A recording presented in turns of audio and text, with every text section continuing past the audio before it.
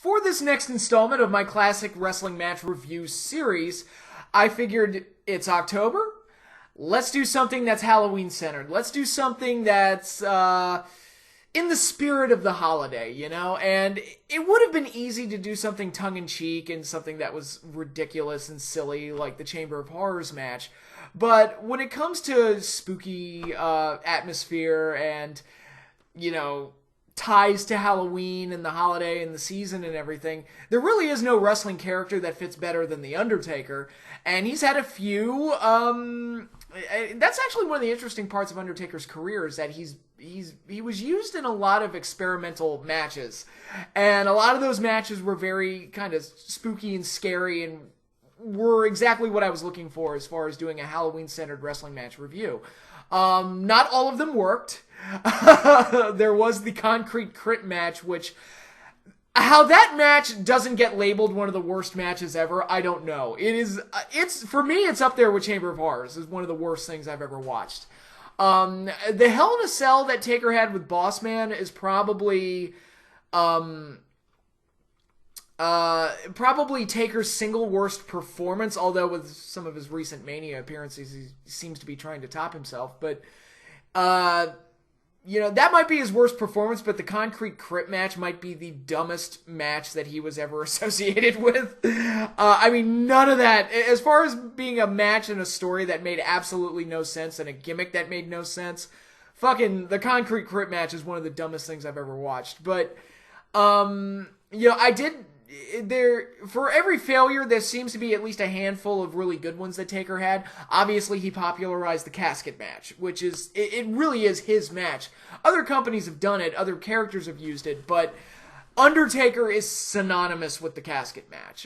He helped make Hell in a Cell famous. He was used in the Boiler Room Brawl, Buried Alive, Inferno matches, the Punjabi prison match, which was that one was, I won't say it was terrible, but it was a little on the iffy side. But Undertaker, being such a unique character and being so well loved, was tailor-made for these type of matches.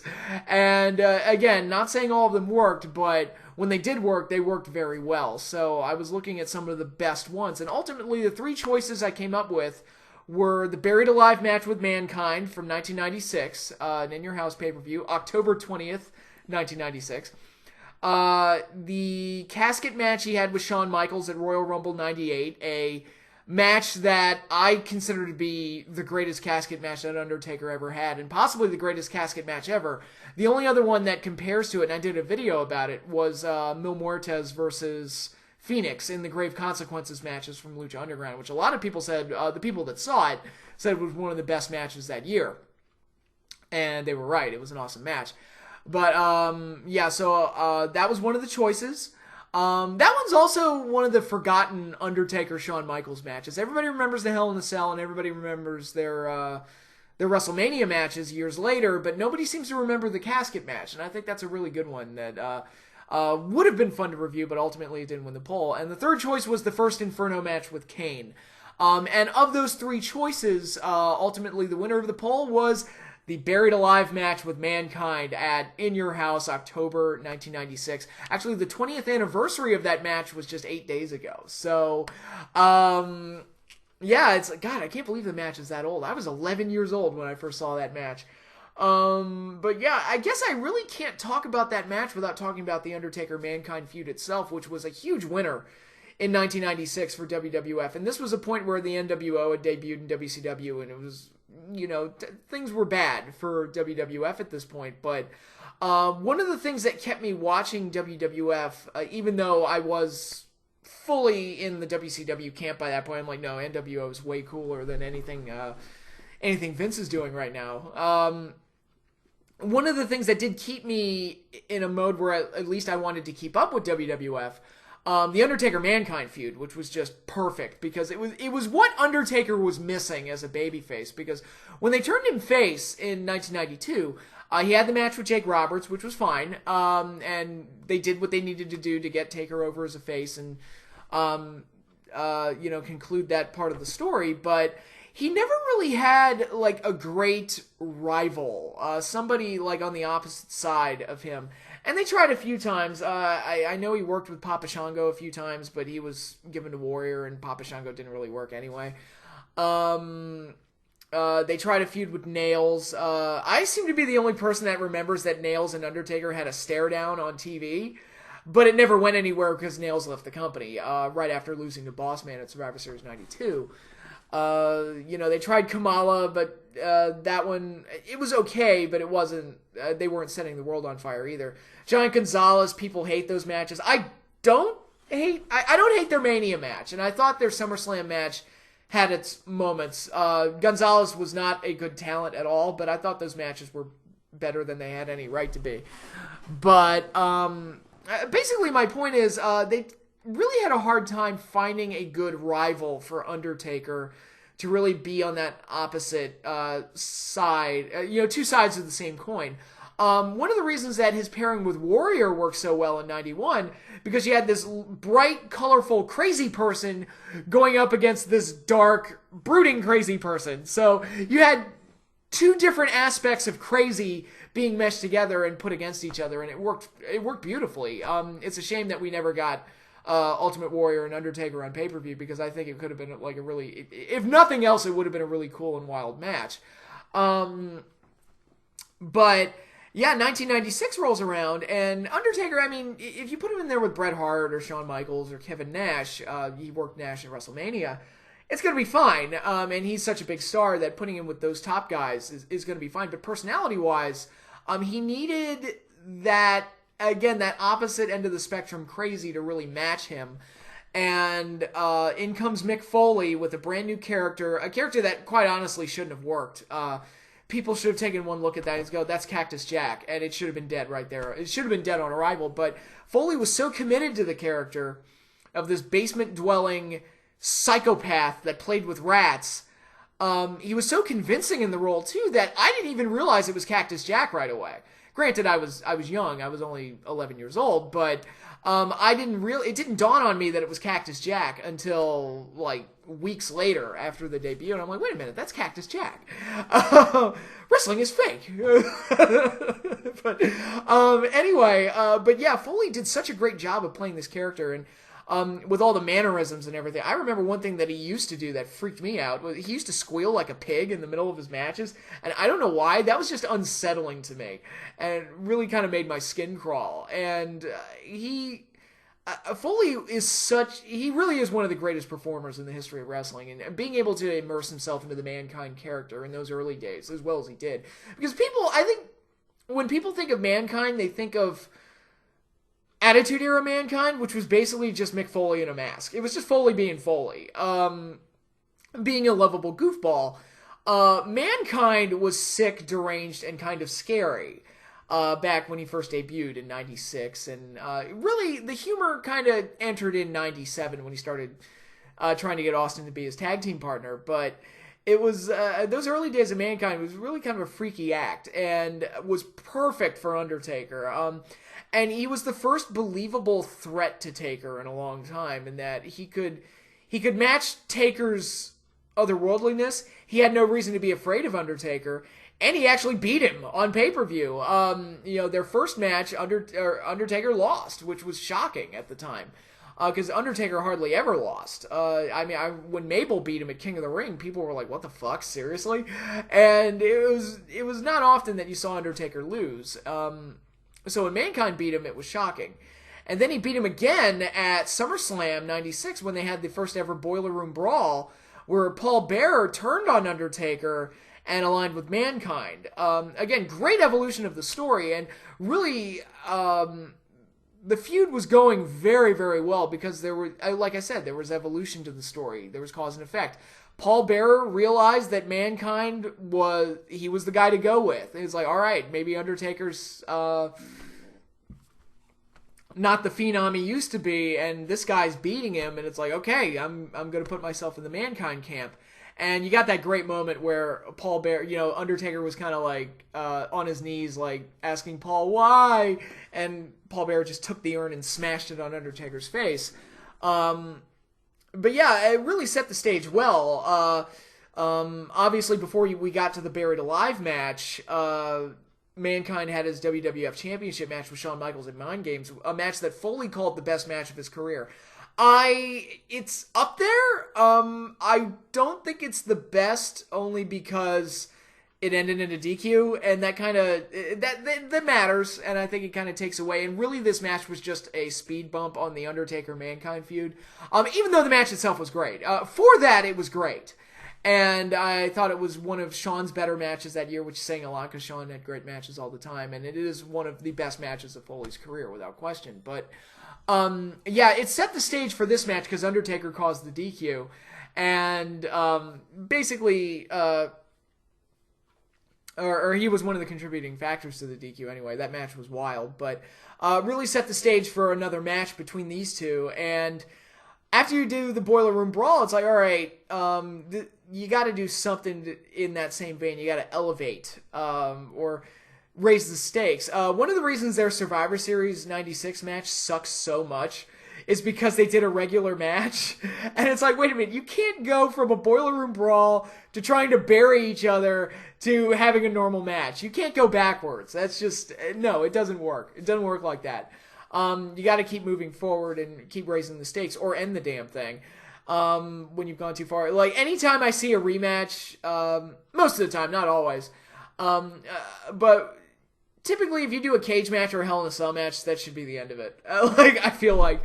And here, alright, they raised the stakes by making a buried alive match where the winner was going to be the one that buried his opponent alive, and they had, like, this set made up with a grave and a mound of dirt and a tombstone and everything, and it was really this really kind of cartoony setup, but I don't mind that. If you do a cartoony match, commit to it and make it work, and I feel like this one worked, where something like Chamber of Horrors did not work, where the match made no sense and the switch kept fucking up and you had too many guys in there, so it was kind of a mess anyway, and it was just kind of... that one was a beautiful disaster of hilarity, but this one worked, and I think, again, it was the nature of the feud got so crazy and so insane that you almost had to put them in something crazy and insane just to match it. And watching the match again, I really enjoyed watching it again. It was a wild brawl, which was commonplace for Undertaker and Mankind at the time. Very indicative of what they would do to each other on Monday Night Raw week to week. Again, I guess I should talk about some of that stuff that they did in the build-up, where Undertaker's cutting a promo in a casket, and Mankind comes out of nowhere, locks him inside the casket, and starts wailing on it with a pipe. And I remember one show they were in a battle royal where they eliminated each other, and they just kind of brawled all over the building the entire episode. So, again, like I said, 96 in a lot of ways was a down year for the WWF, but Undertaker Mankind, that was a reason to watch. And I give both Undertaker and Mankind and Mick Foley a lot of credit for...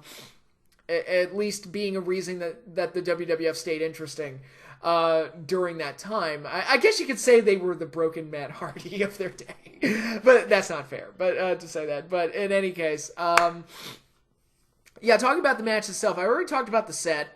The match itself was designated as the first unsanctioned match in WWF history, meaning that the WWF would not be held legally responsible for any damages done to either participant, which really, again, kind of elevated the match and made it feel even more severe and even more otherworldly. It's like, oh my god, the WWF is kind of washing their hands of this match and saying, we're not responsible for anything that happens here.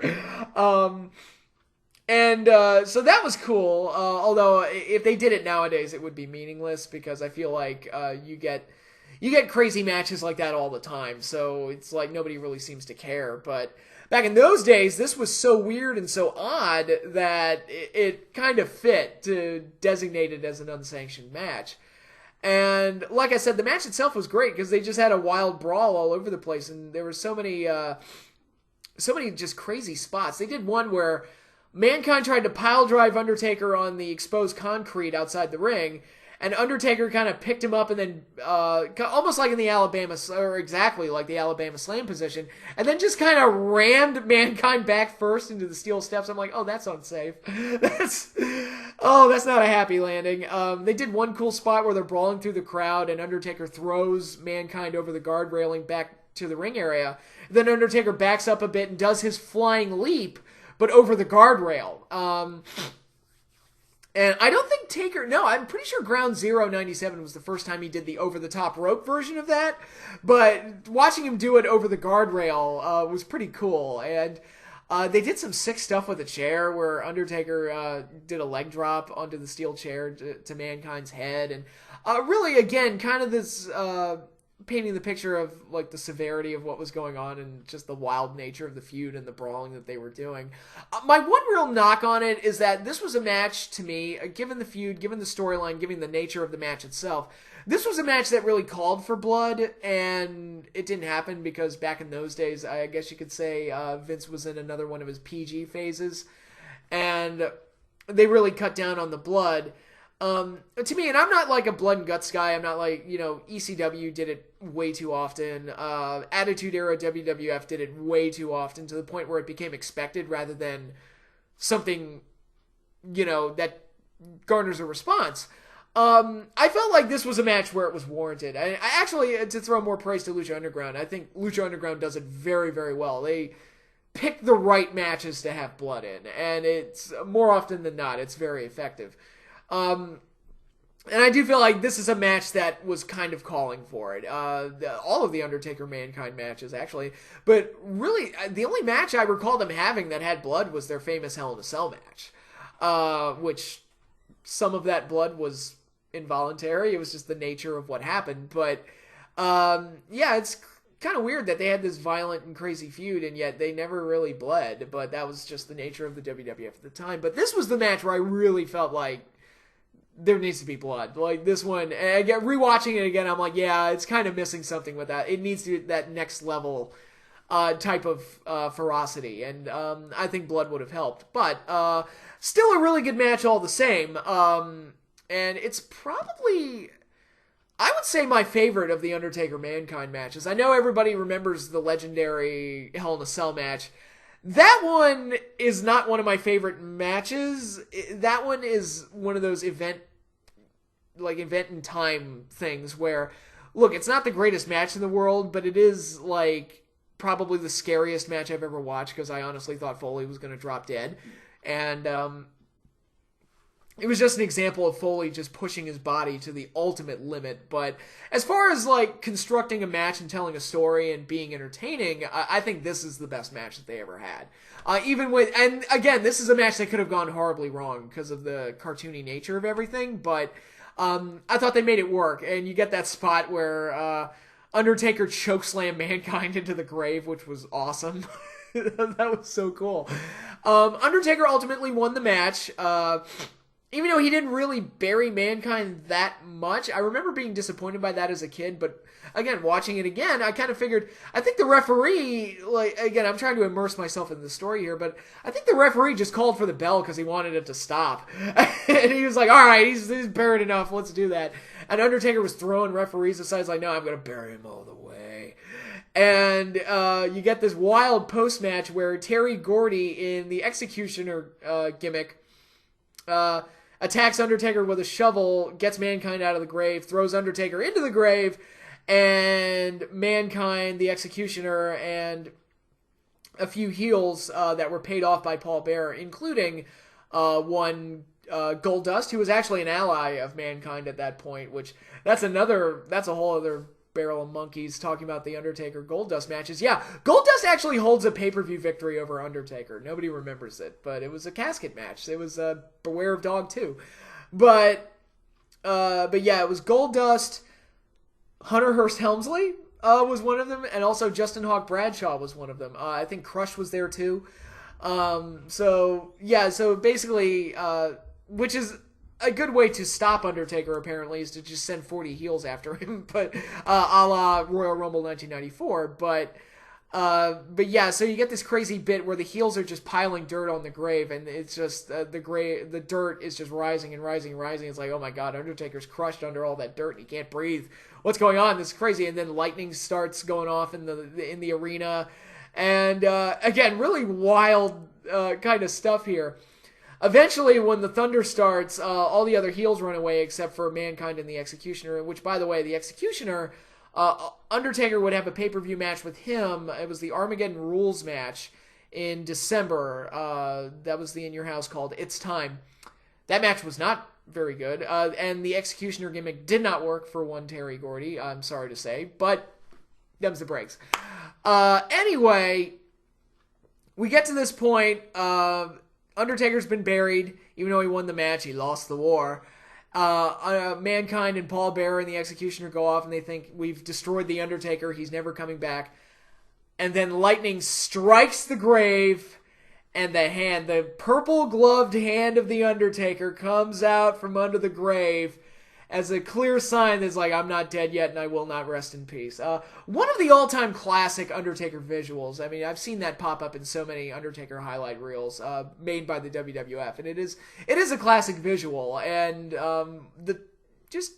you can do that kind of crazy stuff with Undertaker, given the nature of the character and the nature of the gimmick. And those are some of the fond memories I have of Undertaker, just that wild and crazy stuff. And this was a nice capstone to a very enjoyable, very weird match, and very perfect for Halloween, actually. So, I know Halloween is the season to start like watching a bunch of horror movies and stuff, but if you're looking for a wrestling match that really fits the bill, check out In Your House, October 1996, Buried Alive. Watch the main event. But yeah, that's the other aspect of this. They actually closed the pay-per-view. There was no world title match on the show, which another strong indicator of how strong the feud between these two really was.